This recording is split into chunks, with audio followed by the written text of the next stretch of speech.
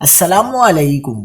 کراچی میں 7ویں جماعت کی طالبہ کی اسکول میں خودکشی کی کوشش، ویڈیو نے تہلکہ مچا دیا۔ کیا آپ حالات حاضرہ سے آگاہی حاصل کرنا چاہتے ہیں؟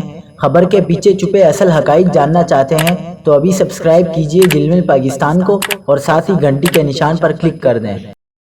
آپ کو بتاتے چلیں کہ کراچی کے علاقے بلدیہ ٹاؤن کی مدینہ کالونی میں 7ویں جماعت کی طالبہ نے اسکول کی عمارت سے کود کر خودکشی کی کوشش کی، جسے ناکام بنا دیا گیا۔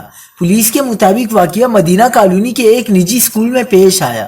طالبہ لائبہ فاروق نے اسکول کی عمارت سے کودنے کی کوشش کی، جسے علاقہ مکینوں نے بچا لیا۔ پولیس کے مطابق 13 سالہ بچی نے مبینہ طور پر گھر پر بھی خودکشی کی کوشش کی تھی۔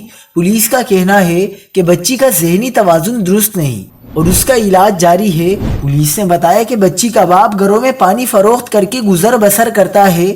گھر بھر کی لاڈلی ہونے کی وجہ سے فرمائشیں بھی زیادہ کرتی ہے۔ باپ غربت کے باعث بیٹی کی ہر فرمائش پوری نہیں کر سکتا۔ پولیس نے واقعے کی مزید تحقیقات شروع کر دی ہے۔